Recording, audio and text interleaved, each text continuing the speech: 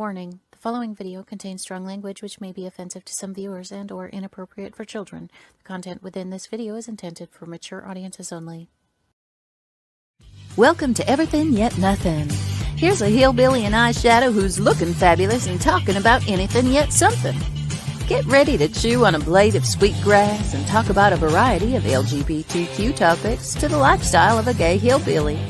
Watch out, folks. These hills don't just got eyes. They got themselves a vodcast. Now, here's T-Roy. Welcome to Everything Yet Nothing. Well, we have a young gentleman here that is a very awesome gentleman. He has lived life to the fullest, and he has his own story to tell. And I'm really excited to let him tell that because I have talked to him, and it's just freaking phenomenal. Like, you know, there are some really, really different people out there that can survive after going through something drastic. And, you know, he has been there. He's doing it, and I'm proud of him. And I know that there's a lot of people out there that is going to be proud of him as well. So, this last week, haven't really did much.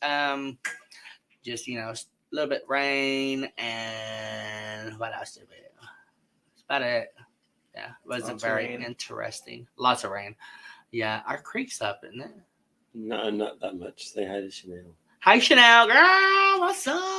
Mwah, mwah, mwah. Raining cold. It got cold. That's the other thing. Oh, yeah, it got cold. Like, I have never shivered so much in my life, except last winter. Yeah, that's like every winter. So, hi, everybody. Hi, Chanel. I am so excited. Chanel is going to be a guest on my show in 4 weeks. Cool. Yes. And Mr. Dakota here is my very first guest on a series of his story. We are going to start his story today, and it will go the next 3 weeks, 2 weeks after today, this day. So I hope you get to watch it because I'm going to start doing longer shows of certain individuals to let their story be told.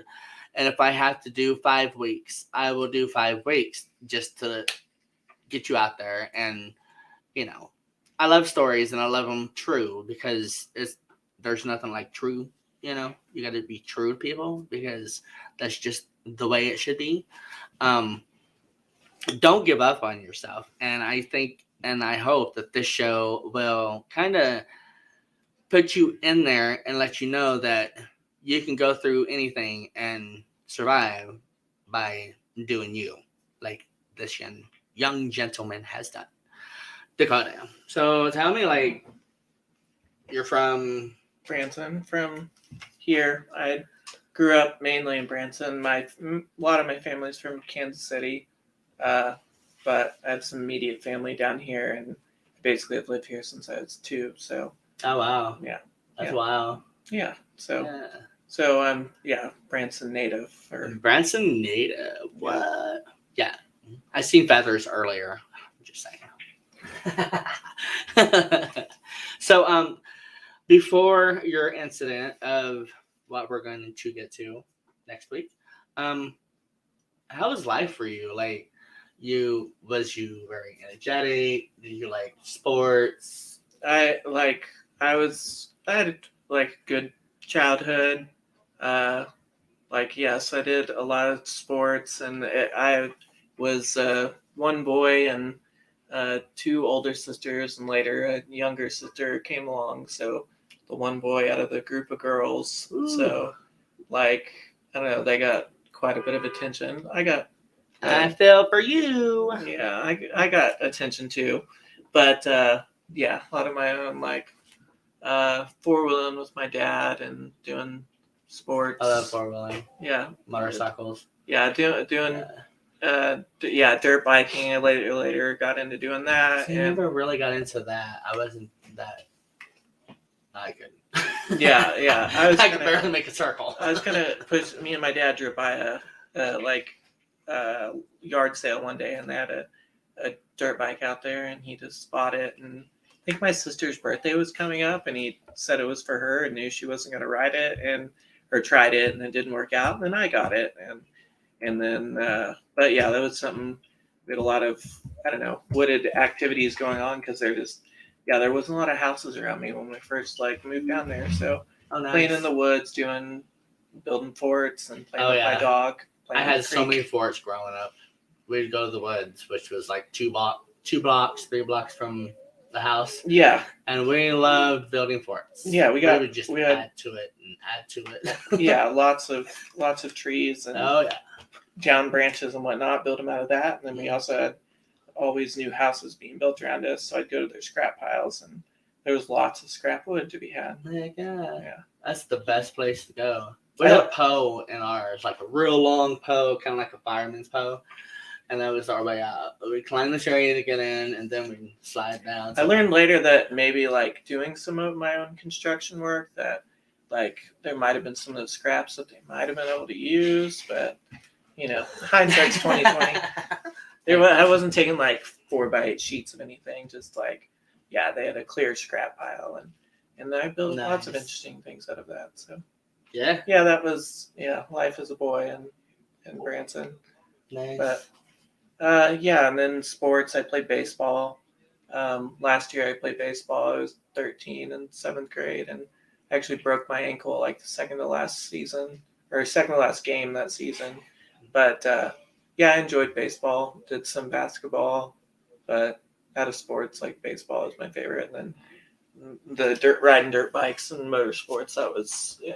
But I didn't really. I did a couple races. My grandpa actually did monster truck events and whatnot, organizer for them. Really? Yeah, and he had he did one of those Arc Empire Fairgrounds and had the Metal Militia guys up there doing tricks and whatnot. Oh wow! And got me into doing was able to do a small race there, which was kind of I don't know. It was funny because I raced with some of I was the youngest one there, and then the Metal Militia guys second round out got on their pit bikes, and I went around the track with them. I don't know, it was entertaining. But yeah, a lot of things like that growing up down here.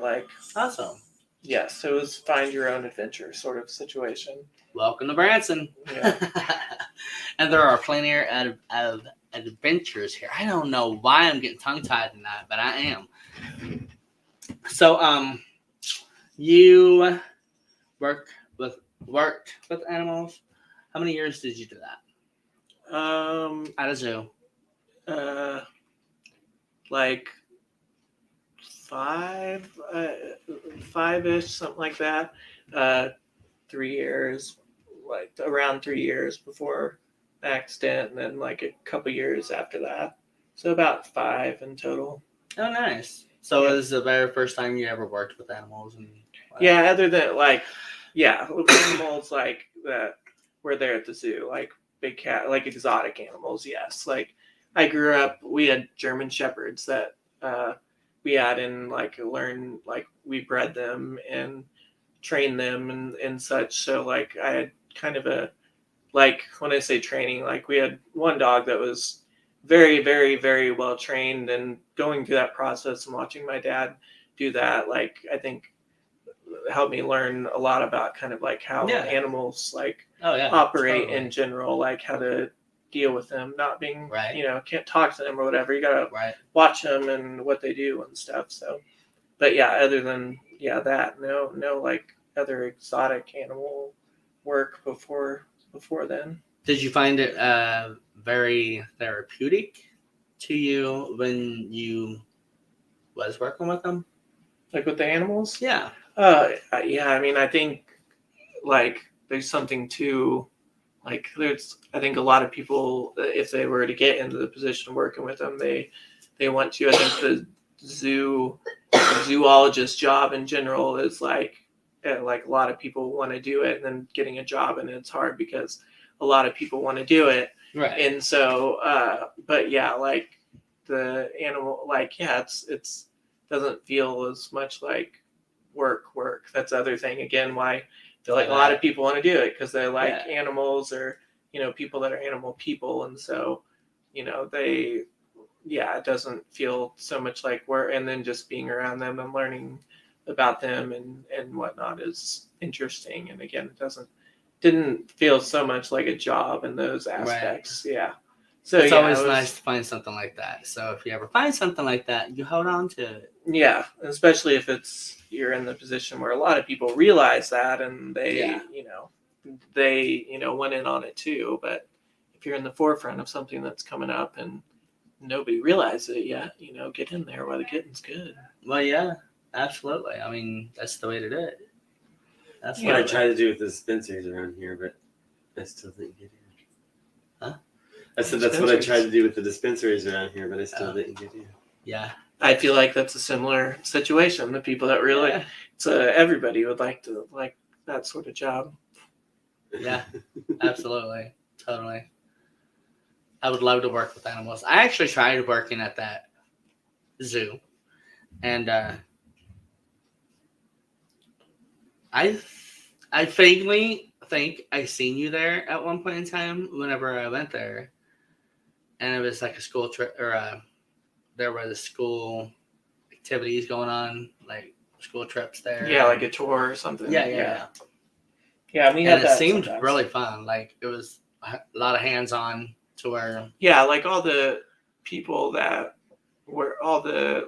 people that came to work there generally like really cared about the animals and what they did and everything, and enjoyed that aspect of it. So like if you were just going through or whatever, like I feel like you felt like it wasn't like a big Chicago zoo or something like that. Right. So there's a different perception of it as far as kind of what you get for your money or whatever going Mm-hmm. through, and we gave more of an experience with the animals than opposed to just walking through and like if you see them or if they're hiding or whatever, that's kind of what happens, and you look and observe. So there was that to it, and I feel like if you did work there and worked with the people and the animals, like you probably enjoyed doing that. And so yeah.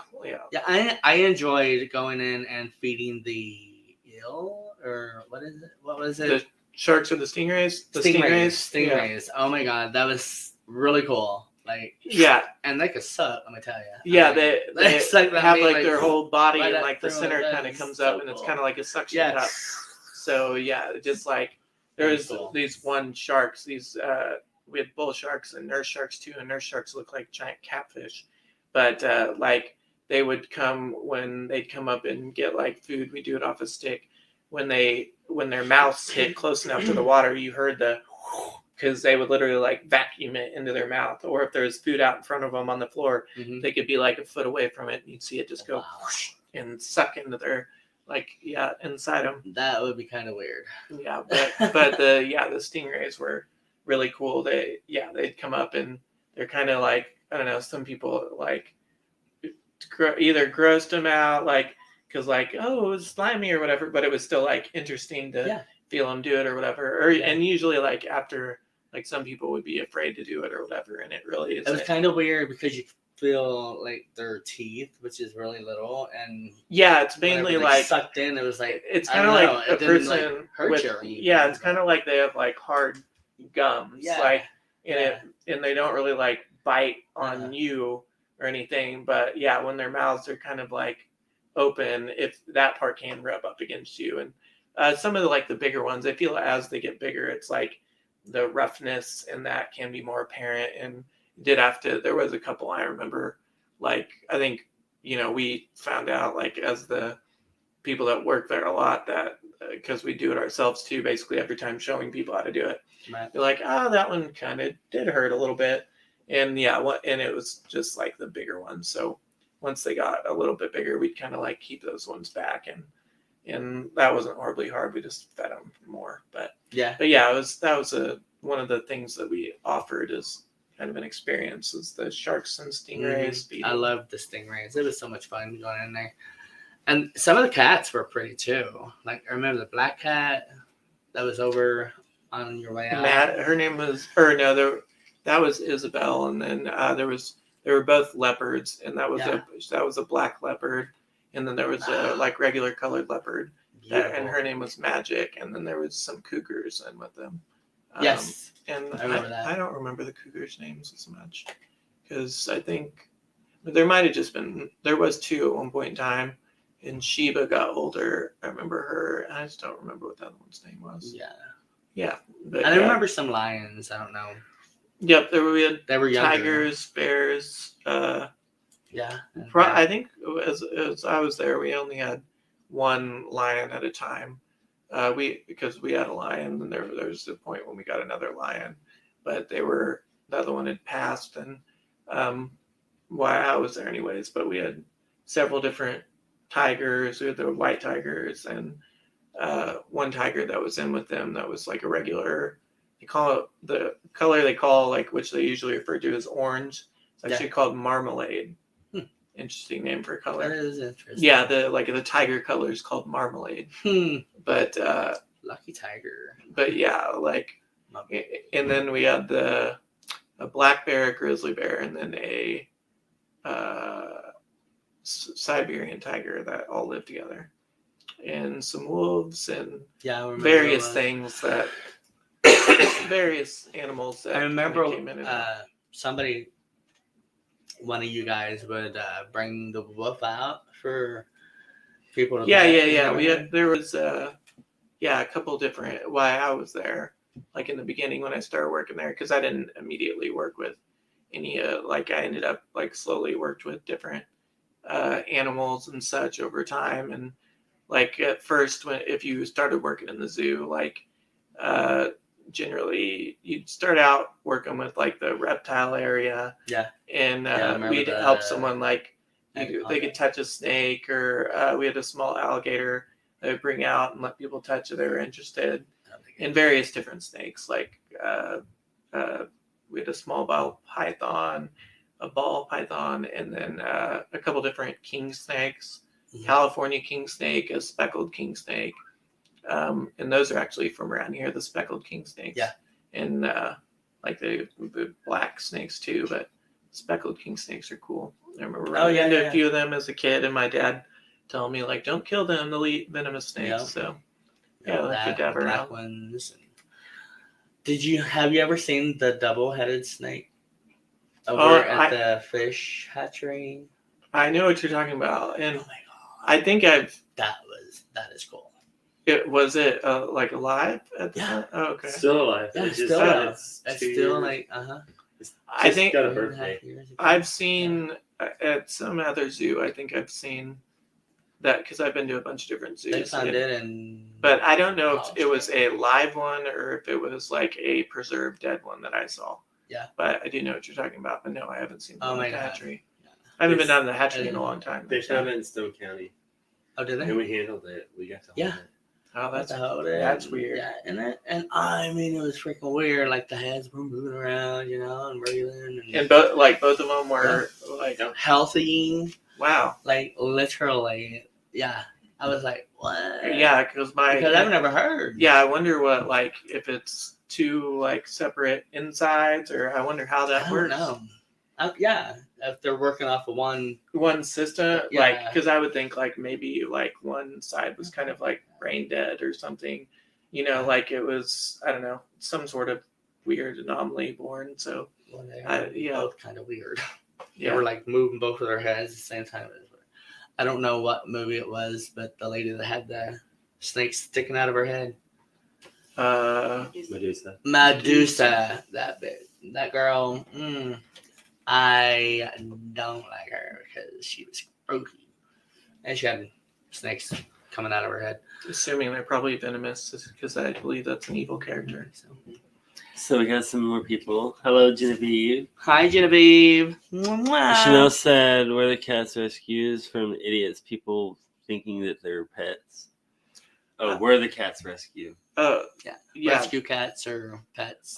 So there was the majority of I think the ones that ended up with like us over time. I can tell you the ones that were rescued that I know. Like we had 2 white tigers, and those ones were like a lot of like a majority of our animals too could go in with. At least somebody could, like that, to help Right. raise them at a time. But those ones actually came from it was some sort of show, and they were like 6 months old when it was before I was there, and they were like, yeah, they were, I don't know, messed with, whether it was whipped or beat or whatever. They Mhm. obviously added some sort of like bad feelings towards people because they were fairly aggressive. Right. And then we had the second lion we had later on. He came from a circus, and he was actually like fairly like seemed okay. I think I was trying to remember why, because I remember there was a reason in it why, and I think it was aggression of why they got rid of him. But he didn't seem to. I'm not sure what they were doing with him. If he was like something like an animal that they went in with, or Yeah. or what exactly they did with him. So I don't know what their like level of aggression was a problem. Whether it was like biting at them being there, or it was just that, I don't know, because he didn't seem very aggressive for Right. like versus what I'd seen. Like the white tigers were super mean. So Ew. like yeah, like and then like at 6 months with like tigers, they're fairly big, and if they're aggressive, like they're like 100, 150 pounds, and like so like their claws and teeth and whatnot could jack you up even at that age. So it's kind of hard to fix that out of them, Yeah. to where you can deal with them like we did with some of the other animals, Yeah. for sure. But yeah, those I think the Shiba one, the uh mountain lion that we had, I think somebody had her like as a pet, and she was declawed, which isn't, it's not generally good for animals. Like they definitely, like, especially if they're like, wow, Yeah. they can't defend themselves. And then also there's a problem. I don't remember the exact issue, but I believe it's something with calcium buildup in their, like they get kind of like arthritis, because like if you ever see cats, like indoor cats with their claws, like they'll extend them out and kind of, well, that's why they like get on scratching posts and stuff, because like they're like stretching their claws out. They're also like sharpening them down and whatnot, but the way they retract, like when you declaw them, like it basically causes a Right. form of arthritis, so it's not good for Yeah. them. No. But They also don't walk right because yeah, they're walking on their tippy toes as opposed to walking on the pads. yeah, I'm sure it feels like different and whatnot, but like there's just not a whole lot of good reason, especially on like a regular indoor cat, unless they're like get them a scratching post or whatever, like not not a whole lot of reason to do that. But yeah, on her, I don't know if it's such a problem that you're going in with her and you don't want her to scratch you. If she's scratching you, then Yeah. that's your problem.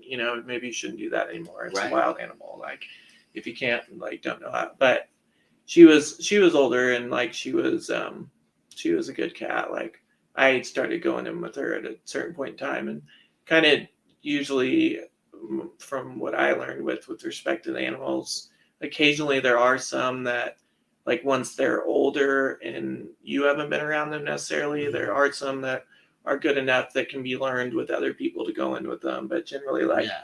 on like if you haven't raised them, it's, I don't know, it's questionable to play with that fire. Yeah. Per se. Oh yeah, totally.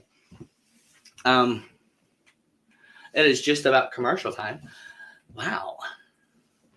That's my bag fast. So you worked with cats, you worked at the zoo. So did you get paid for working at the zoo, or was it more for like putting in your time, not getting paid? There was different levels. So I started there working. There was a haunted house next door, and that was a seasonal thing. Mhm. And I had a buddy that worked there, was one of the main guys there, but he dated my sister. They went to school together, and like that's how I knew him. And I got a job there, and had literally just like turned 13 working in the haunted house. And like it was just scaring people and dressing up, so it wasn't a big deal. But I was like one of the better workers and whatnot, and so usually, like I learned over the years, like as I was there later, that usually at the end of the haunted house season, there was usually a few people that got kept at least for a while, if not indefinitely, depending on how good they turned out to be as workers or whatever. Right.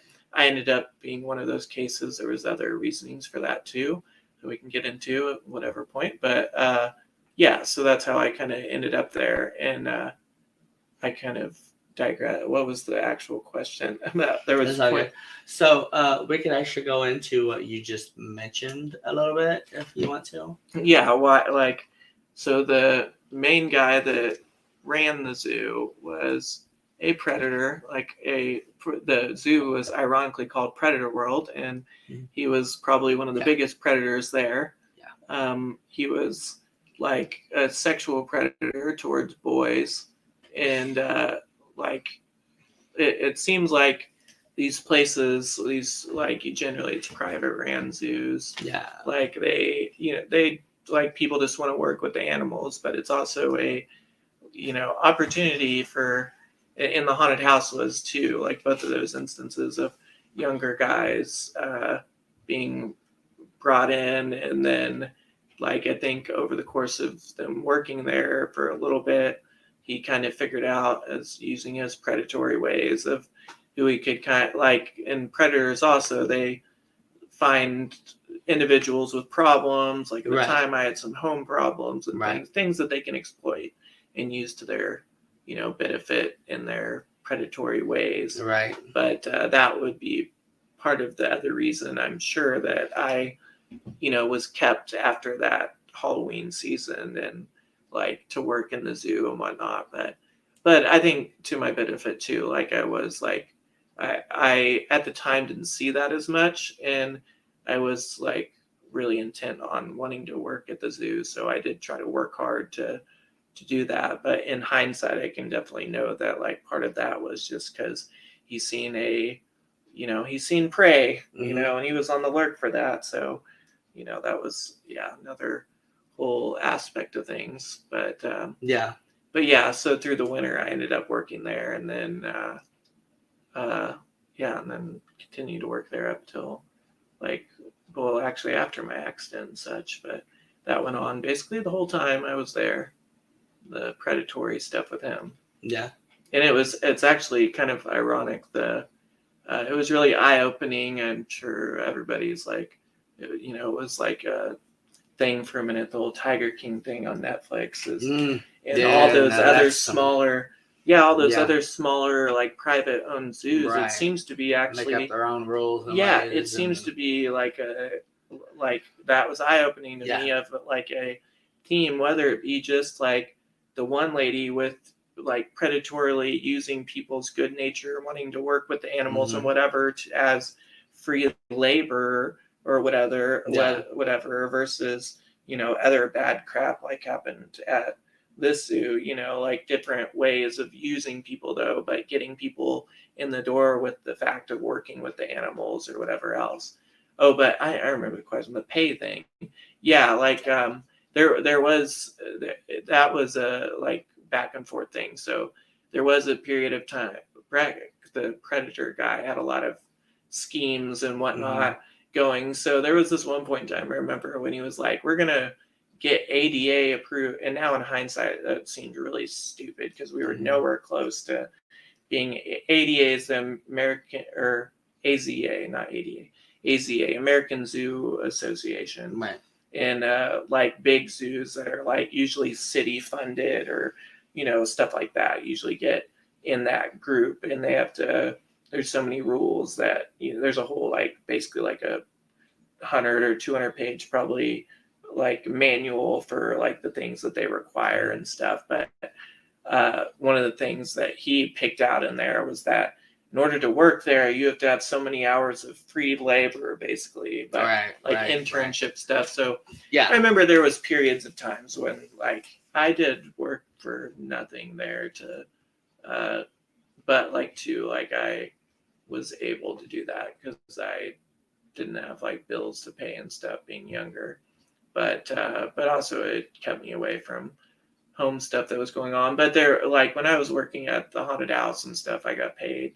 And then the majority of the time at the zoo, I did get paid. It wasn't like a significant amount or anything.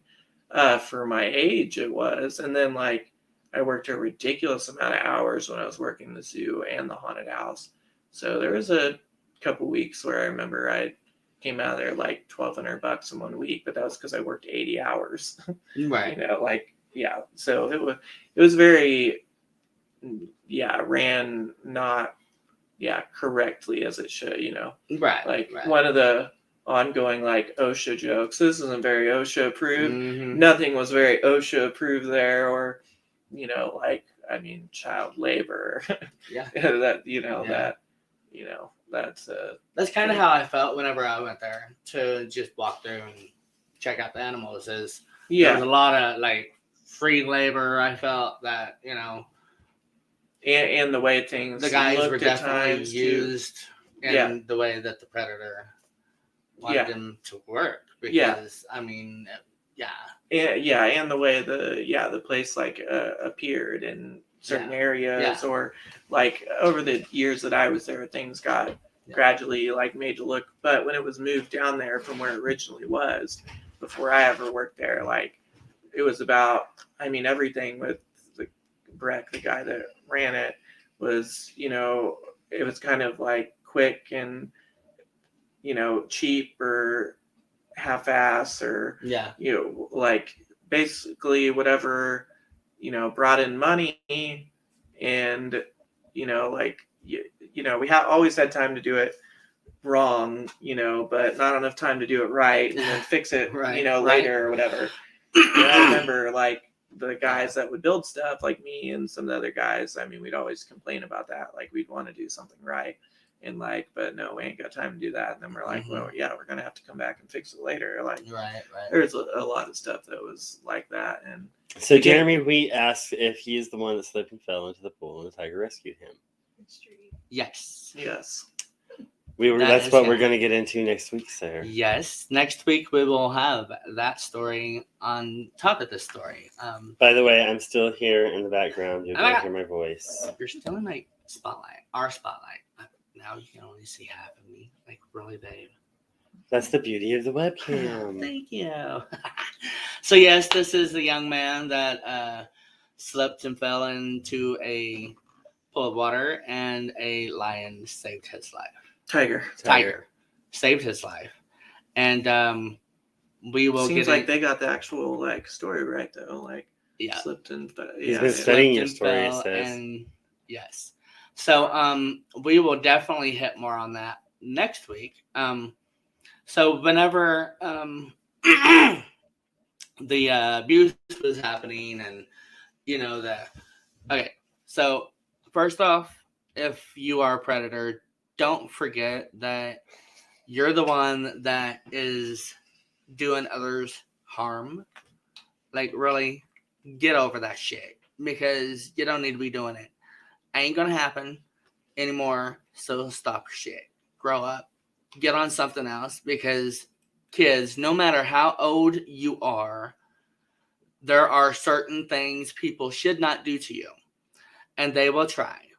They will try everything in their power to make you feel a certain way to where you want that feeling over and over again.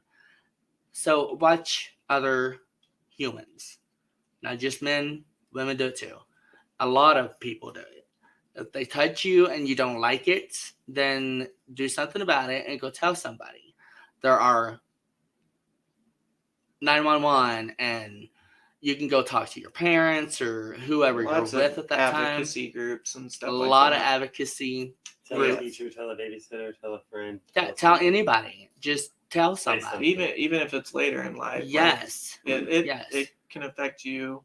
Like I feel like I got out there and dealt with things, and like I knew I needed to do that, and to just be right about. I didn't want it being something that lingered, throughout my life, and maybe it's okay now, but casually, being a problem throughout life and whatnot. But whether it happening now or happening later, it's something that you one way or another, you need to deal with, and Yeah. shouldn't feel bad about it or whatever else. No, So, because and I definitely feel like it in the happens. past whatever years now, I mean, the Me Too movement and stuff like that, like, uh, I I like that to keep people, like, I feel like they should, I don't know if they feel this way, but hopefully it's kind of put some predators on their back feet of like, oh no, Yes. like, am I going to get kind of caught up, whether they've continuing to do it or they used to do it or whatever else. Mhm. Like, I hope they do feel that way, like, and they should, and maybe it makes them reflect, like, or whatever else. But like, Yeah, it's just not right. the other thing too is though is like I hate in some of those instances that's gotten kind of hijacked on cases that like, I don't know, aren't it's like, whether it be like just to piggyback on the message for clout or whatever else. Yeah. Like, that's kind of frustrating, but like,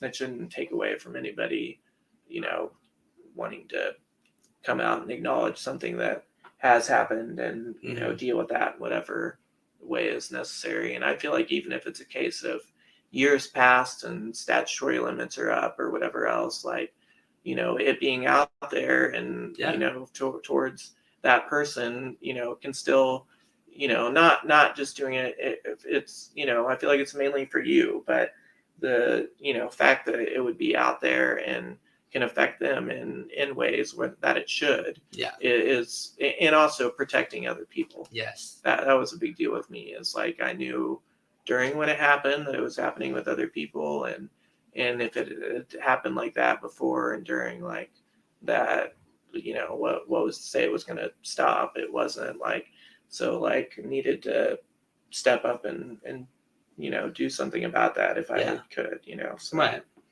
So yeah, but yes, that guy definitely, I don't know, and being younger too, it was, I don't know, a lot to process when you're younger.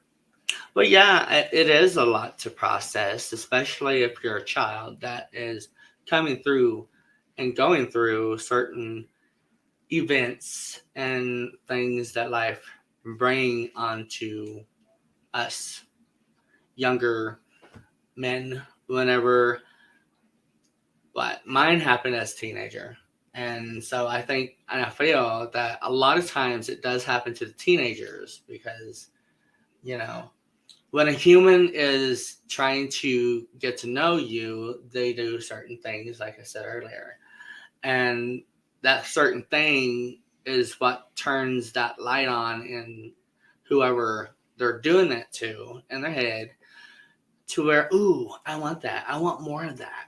So why not just hang out with this person? Oh, I trust this person because this person's treating me this way and doing this for me. And, like, I'm sure it's hard as a child because you don't know. You're still learning. I mean, hello, you're a teenager, and if you're a young teenager, you're still learning. So, they take 3 steps and take 2 back. Yeah. Where they're always taking a step forward. Yep. And you don't like really realize that or whatever, and then you're young and impressionable, and so it's not something that you're like trying to be cautionary of or whatever. Right. And you shouldn't, you shouldn't have nobody should have to be under any kind of caution of any kind of anything. I mean, that's just so wrong when somebody is messed with because they take a certain part of it out of us.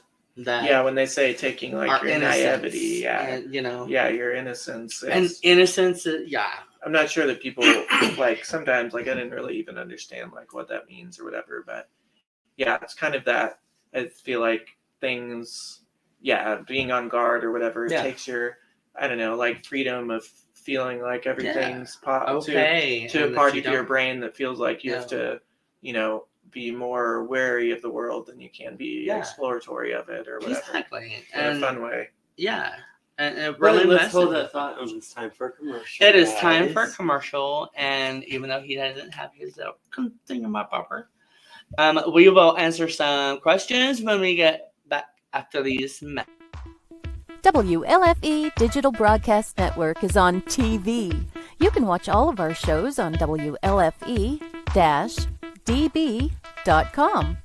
Check out our channels: Paranormal View for all of your paranormal type shows, LGBTQ Friends for all of our LGBTQ shows, Variety Unlimited for all other shows. It runs 24/7 right on WLFE-DB.com. You'll even catch the lives, all in one place. Never miss an episode, past or future. WLFE-DB.com, where our shows are your shows. Search for your favorite shows like Where's My Sage, Inside the Drag Closet, Across the Pond, Everythin Yet Nothin, Paratalk Radio, Step into the Paranormal, The Creepy Parlor, Just Cindy, and more. Now you won't miss an episode. Remember, follow Facebook Live and YouTube Live. Make sure you subscribe and follow your favorite WLFE-DB radio shows. You can find our shows where you listen to your favorite podcasts, like Spotify, Amazon Music, iHeartRadio, and more. WLFE-DB Radio is looking for podcasts to join our family. You don't have to fit any strict genre. We're a plethora of shows. If you're looking to jump on a growing network, then contact us at WLFEDBradio@gmail.com. Wow, Amazon Music just got a whole lot better. Your favorite shows from WLFE-DB Radio can now be found there. Yes, we are on Amazon Music, found under podcasts. Download the app, find podcasts, and search all of your favorite shows. Shows like Where's My Sage, Across the Pond, Everything Yet Nothin, Skeptical Help Bar, The Creepy Parlor, Just Cindy, and much more. Now you don't have to miss an episode ever. Amazon Music is WLFE-DB Radiofied.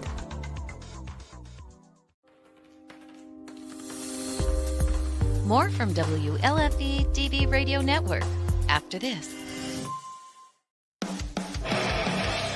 Hey guys and dolls, this is Casey DeVille, the better half of DeVille Inc., Baltimore, Maryland. If you're ever in Baltimore, stop in and see me and Tony. Invisible Bree, 5920 Eastern Avenue, Baltimore, Maryland, 21224. Give us a call if you're in the area, 410-400-9641, or look us up on the web at DeVilleInc.com. DeVille Inc., where we specialize in you.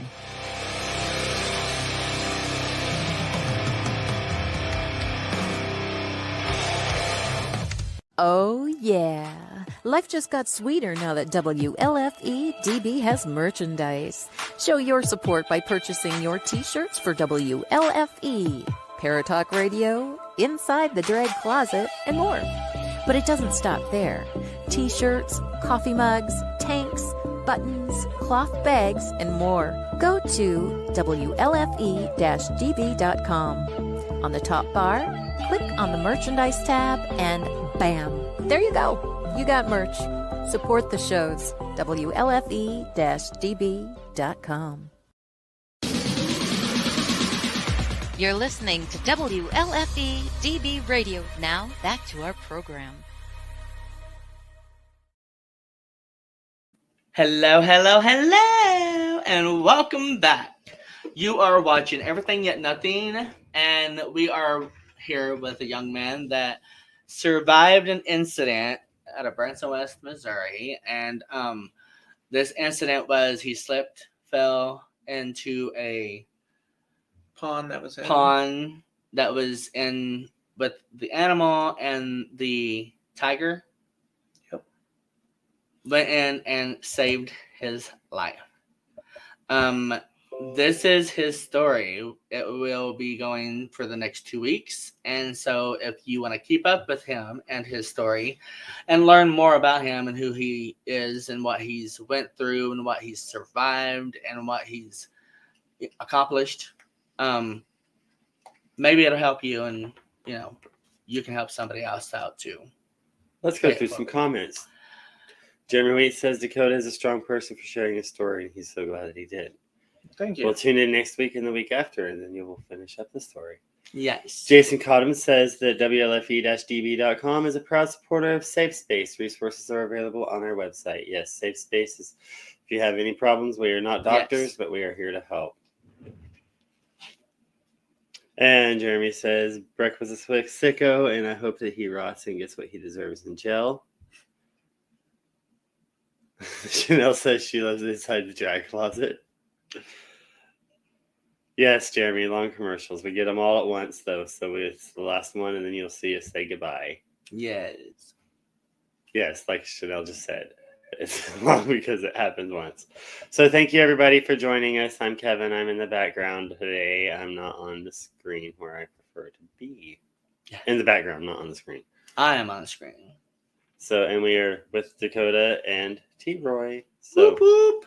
you may finish Hello, it. all. Hello, all. And we were talking about the Predator of About Border Breck, World. yes. Yes. But yeah, I like how that started. Like I said, I feel like, I was like, he had been doing this for a while, and like that came to light more.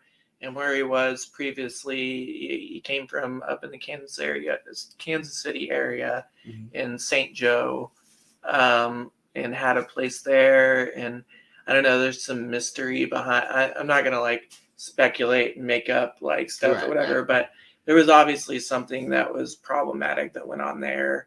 But ended up down here in Branson, and there was some things like there was some incidents that had come up that had been known, like things like some guys that were involved, like that were underage, well, under drinking age. I think at the time they may have been under 18, but definitely under drinking age. That it said that he got them drunk and they woke up with their pants undone, which I think there's probably more to that. But as being guys, I think they were like masculine and maybe afraid of saying, more, but they knew the situation was, wrong. But then I don't think anything ever really came of that. Yeah. And then there was other things like what would happen with me in like the abuse that went on that with other guys that worked there over time. Like I didn't see the act with them, but I saw the process of like where he would take, like, for a while there was a house that he had in Branson West, and sometimes it would be like trips that we went to like different zoos and aquariums and different like event type things, and like he'd have some reason of like and make it like a point of like you need to just stay because like can't be late or whatever in the morning, we're leaving early, and that would be like the reasoning or whatever. And I think that was the first time like that I got abused with him, was a situation like that, and I wasn't really thinking anything of it, but it was like, and this was, I think it was the winter, like after I'd started working in the haunted house. Like I said, they usually kept some people after the haunted house had like opened up and stuff, or after it had closed, and I was one of the people. And again, I think it was a combination of, I did like work hard and whatnot, but I think real factor was that I was a young boy, that I had home problems going on and stuff, that like that's the Predator MO right there.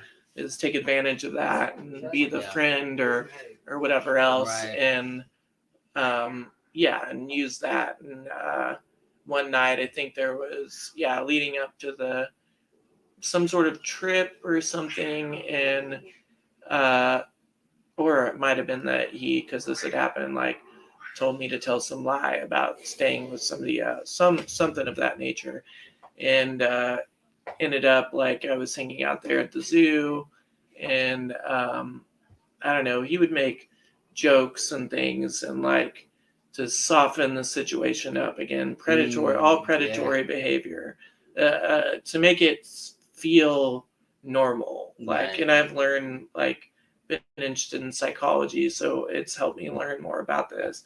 And I've went to therapy and stuff, and that's what got me to learn about sociopaths and whatnot, because that word got brought to light to me, and then like I started reading into it, and it made a whole lot of sense.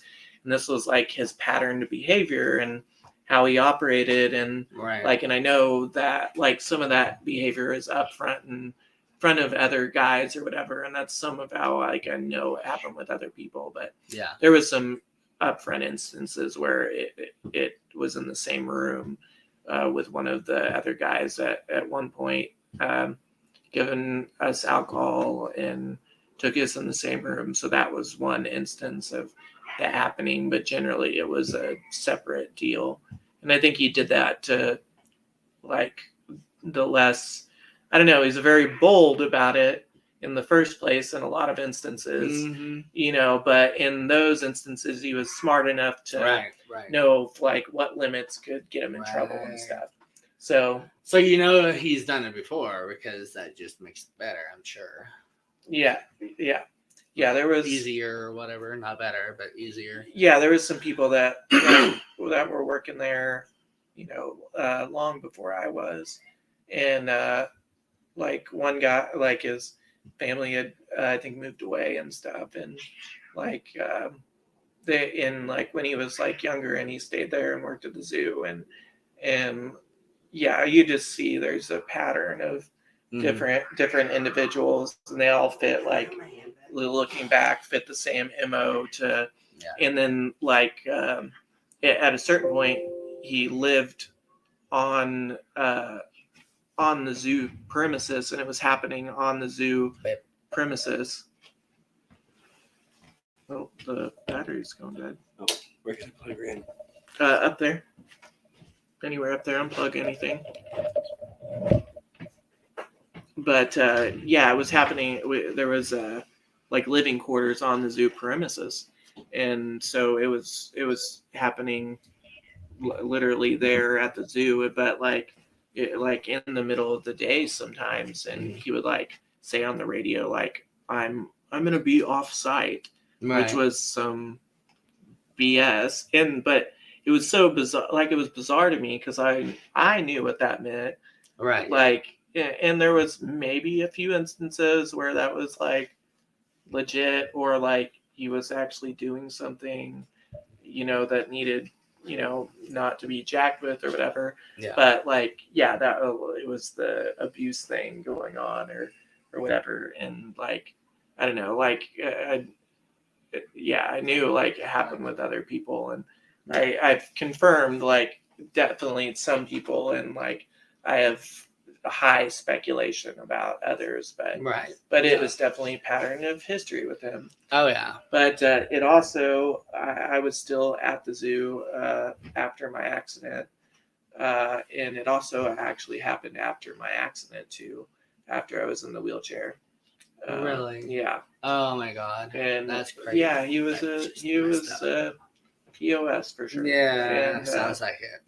And so yeah, it happened like after the accident, and then there was times where like over a period of time where I did it like before my accident and after, where I questioned it, and like the first time that happened, you know, thinking about it, like, I don't know, I just didn't feel right about it. And like sexually I'm attracted to women, like, and this like, you know, was awkward, you know, I don't know what to, like, you know, people I think hit on that and like don't know where your mind, but I don't know, it is really weird. It's baffling kind of to my mind even at some point. Oh yeah.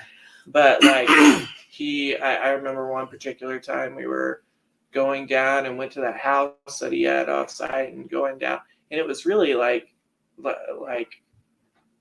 kind of creepy how the house was too, because it was like an old house that was junked up, and there was some stairs that went down to, which was like a living room area and a bathroom or in a kitchen, and like the living room was where the bed was or whatever, and then you had like all the like looked like maybe you could be like murdered in there, actually, like thinking back on it, because the windows were like covered over with like black tarping and stuff. And but I remember like we were headed down there, and I was like, yeah, I don't really want to do this, you know. And he just like turned around and was like, okay, and walked out. And like, yeah, I went back to, and I didn't know really what was going to happen at that point. And part of my reasoning was like the bad home life stuff of whatnot is why I hadn't changed my mind or whatever up to that point. Yeah. You know, why I hadn't set in like at that point, whatever was weighing on me so much or, you know, me feeling not right about it, that, you know, I decided like, well, you know, I'll deal with this, you know, and I'll deal with whatever's going on at home. And because I was thinking like, oh, probably thinking that something might get out or whatever, probably fire me at that point, you know. Oh, well, yeah. Like that were all things that were going through my head. And then, so like, I think it was the next day, maybe he like pulled me aside and kind of confronted me and offered me like, what was the best way to put this? Like he, what am I trying to say? Like, offered me things. It was money, and like they would always go on trips or whatever. And like, you know, that whole thing lingered in my mind of like I'd been back at my house and things like that, of like, you know, like losing, I don't know, this way of getting out of things. And I'd been out of school for a minute and stuff, and like it wasn't like really, you know, what I wanted. But I think that little time to like contemplate, I don't know, dealing with that other part of life, it was like I'm just gonna I don't know, deal with this and take the other benefits that come with it. But I was trying to think of the word I was thinking of to say that, but proposition to me, basically. Yeah. And so then the stuff continued again, and I just got like some extra money here and there, and like kind of put in the forefront of being able to go these other places. And as that, you know, kind of let me feel better about it, even though I still didn't feel good about it. But it was like one bad situation or another. And that continued for a while, and even up to the point of my accident. And then I remember like him being like, I think the night after my accident, people telling me about this, that he was like really distraught and whatnot. And I think really the distraughtness was like about two things. Is one, like, is he going to go to jail for this young kid getting hurt and injured here?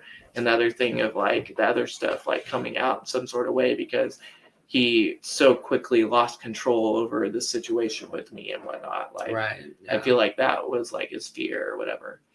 And possibly, yeah. And because of what was going on in my like home life and such, I don't know if I'm skipping around and missing things, like, but like I just had some stuff happen with my parents and family where they went to jail, and I was actually like, I should have been in state custody, but when that happened, I was in Texas, and I was on a trip with the zoo where we were collecting sharks.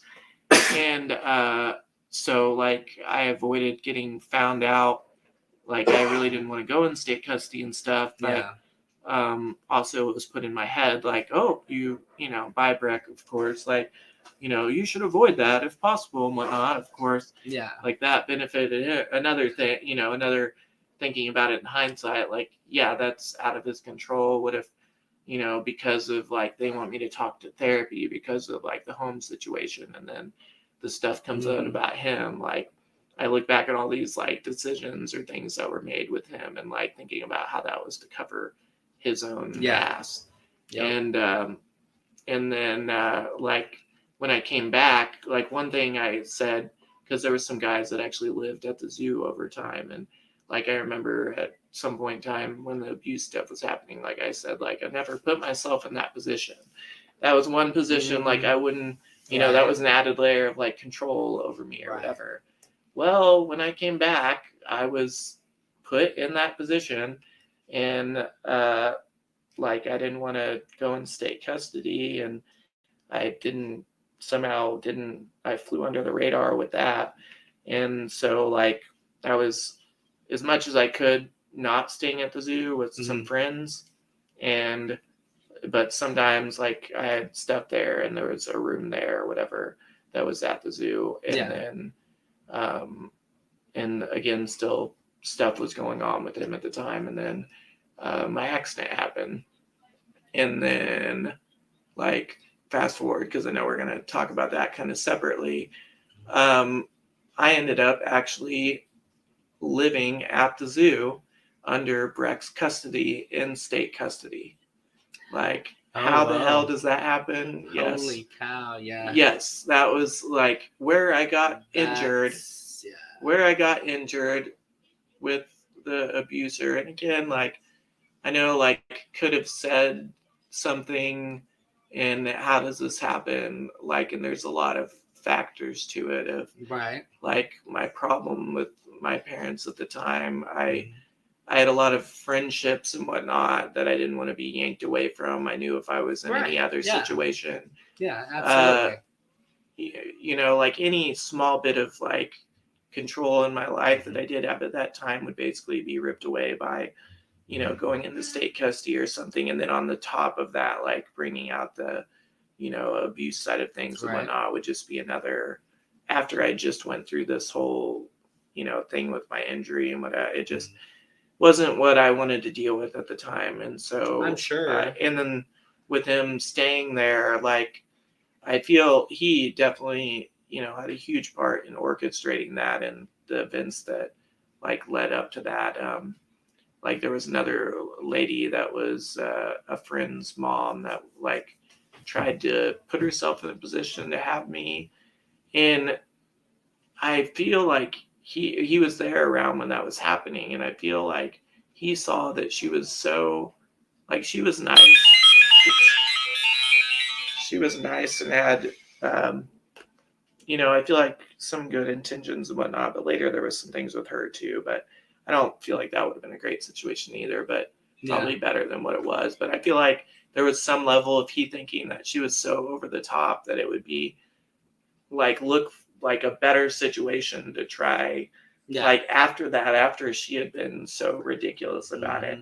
And I think they saw her like trying to be money grabby because there was insurance to be going on later and stuff. All kinds of stuff. But I think that's where the state people went. And then like it was like, what's a good situation? They started looking at that while I was in rehab, and Breck put up this idea of it being him, and even if there was like another house or whatever else, but I ended up living at the zoo, got that like okayed for, you know, me to be there, where I had a shower and a room that I could access or whatever. And I in state custody, ended up living at the zoo after my accident. And for a little bit, the like abuse continued too after my accident. And again, like, you just got to think, like, I'm sure other people think this too, but looking back on it, the mindset of like, let alone a kid, but then like after this happens and like, oh my God, and that was literally, I feel like some of it's like after things settled down, first continued thoughts, because he had a house that he had got out in St. Louis. Neither him or one of the other guys from the zoo was staying out there with me. And that was nice with the other guy and whatnot. But there was a point at which he brought me to that house and wanted to have something go on. And, right. And like, so like early, I was in rehab, like after this accident happened. So that was, again, looking back on that, just ridiculous. And I don't know, just how do you think that way? It boggles my mind, but then like going back to the zoo thing afterwards, like, there was a point at which there was that second point in my head where like part of that was something that I was thinking a lot about, like before, where I said like, no, I don't want to do this anymore, and such. And that, that came basically came to the forefront of my mind again. I think a part of it was dealing with a lot with the state custody thing and whatever, and maybe just not another secret I wanted to continue to hide or foster or whatever. And I stopped, and he didn't try to, really, do anything.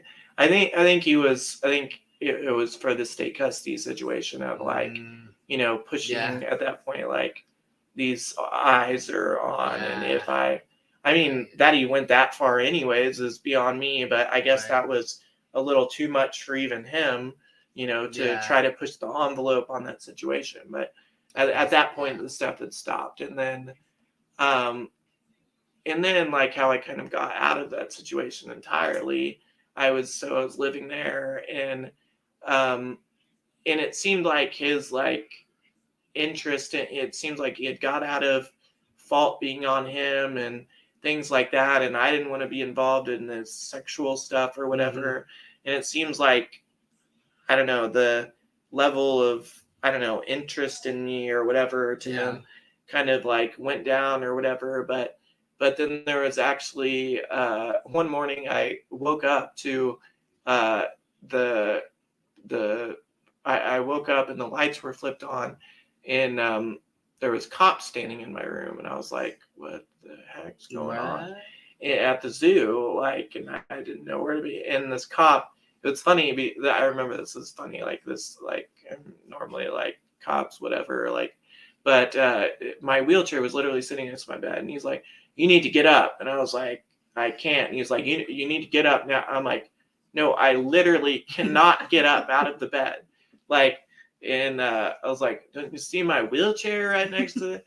And it's like, oh, well, we need to get someone. And then he kind of turned. I don't know if he felt like an ass or what. I bet he felt like an ass. But someone to get me up. And it was because there was I don't know, I guess somebody there was a combination. I remember I took pictures outside because there was it seemed like every Stone County cop car in Stone County was That's there. how they work. And also the fire marshals and stuff.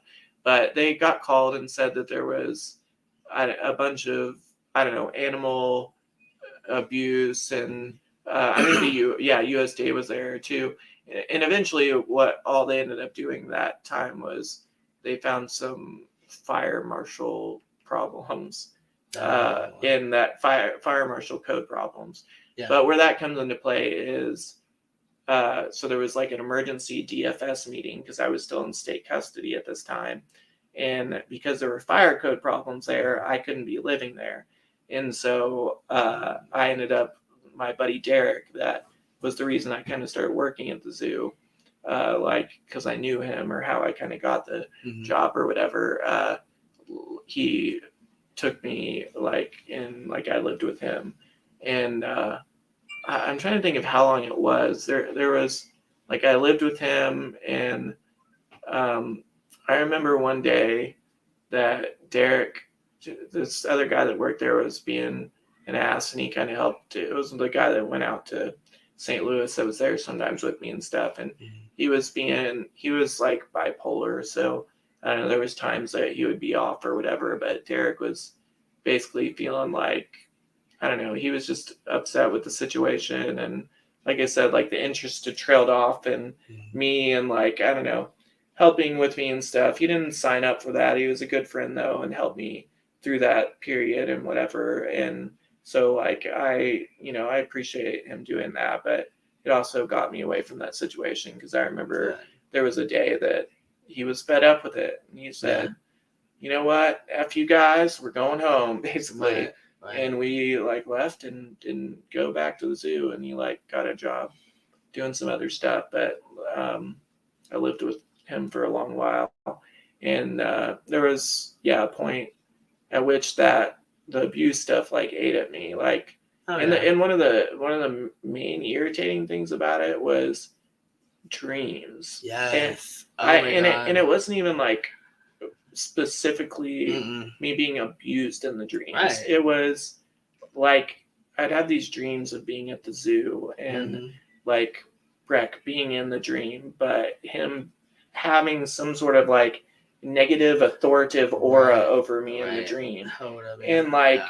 the only thing I could think of, like, after having these and whatnot, was like, like what do you do about that? It's a dream. It's your subconscious. Like, only thing I could think of was like, I need to deal with this in a way that relieves that of my like conscience, and Yeah. I was getting like Absolutely. really, I don't know, really irritated, probably depressed, like at Mhm. some points. And there was a time when like I wanted to go and hurt him, and Oh yeah. instead of Totally. doing that, like I was with a friend that I was with, and he was like, "Hey, why don't you come to my house?" Really good buddy Dalton, and I was like, "All right." Like, it was his mom's house. They had drums, and he like played the drums and stuff, and we just chilled and hung out, and like that was like the decision or the time when I decided to like call the police and decide to like do something about this. And this Yeah. was after I got out of state custody and whatnot, and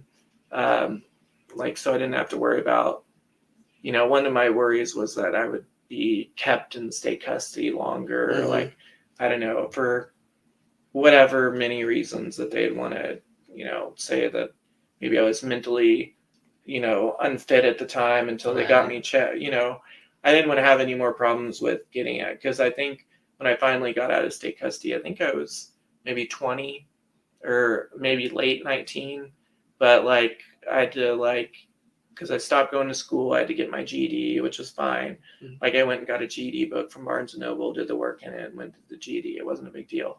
Like I just was like, give me a list of the stuff you want me to do so that I can do it, and to prove whatever.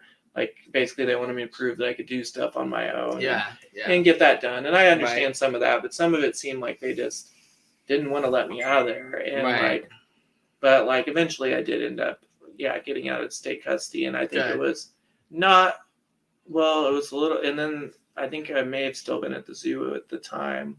Maybe not though.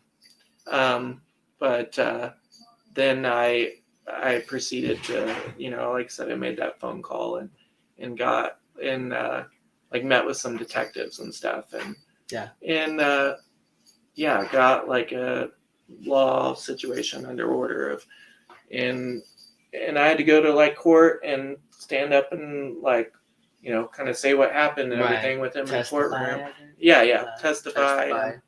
And so I did that. And Well, it is come that time. So, is there any last thoughts on what we went over and what you have talked about tonight that you would want somebody that is going through what you were going through at that moment in time, I don't know, to know? like I feel like there's, you have a choice to do things, and like if you've, like I said, like I had bad feelings about things, and Yeah. it was, I was younger and not, I don't know, I wasn't fully developed to deal with Right, those situations, and Mhm. like for one, like trust your gut in those situations. Absolutely. Don't let someone tell you, like, what does it hurt to ask someone about something or Yeah. whatever. Like, Yeah. if somebody's doing that, like, there's a problem there. Yeah. Like, generally, they're doing something wrong Right. or whatnot. Like, and you have the right to feel good about yourself and whatnot. And if you don't, there's absolutely. a problem. You should, you should, talking to a therapist is. I feel like there's nothing, wrong. A lot of times with me, it just is, I go there for affirmation on really what I'm feeling. I think hard about, what I'm feeling about things, and, them like agreeing or whatnot with what I'm doing is the right thing. And I feel like that's got a kind of a faux pas around it. Like you're going to be called crazy or something like that. And like that's not like, the case with that. Right. And you can choose and pick doctors you see and stuff. So Yeah. I feel like if that's something you feel you need to do, you should do it. Yeah, definitely. There's nothing wrong with reaching out for help, no matter if it's a therapist, psychiatrist, doctor. But nurse, no matter how mom, big dad. someone is, you can still stand up to them in one way or another. If it feels strange, it's feeling that way for a reason. And that reason is to not follow. Follow your heart, follow your feelings. And if you haven't and you've still went through things, don't fret and don't look down on yourself. Give yourself that credit to tell yourself, if you would have had control of your thoughts and knew anything was wrong, you would have done something about it. And you can still do something about it, even though it's not then. And that is to reach out. If you can get on podcast or a talk show of any kind or newspaper or whatever, get your story out there, because I think what he has told us tonight is some, drastic things that not a child shouldn't have to go through. And he has grown with that, and he has turned that into a positive to where it's it's a really good thing to help others with this problem that he has went through and I have went through, and I'm sure that there's many others that has went through. Predators are everywhere. So thank you for tuning in, and please, please, please tune in to next Thursday to another part of his story, which is going to be the incident which will him tripping, falling into a pond in a zoo, and a tiger rescuing him. And if not, he wouldn't be here today. So please, please, please be careful and help somebody be a rainbow, and be a rainbow yourself. Peace and much love. See you next Thursday.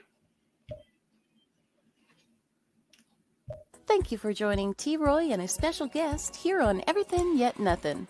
Tune in next Thursday at 10 p.m. Eastern, 9 p.m. Central for another episode you won't want to miss. Until next time, be a rainbow in someone's life.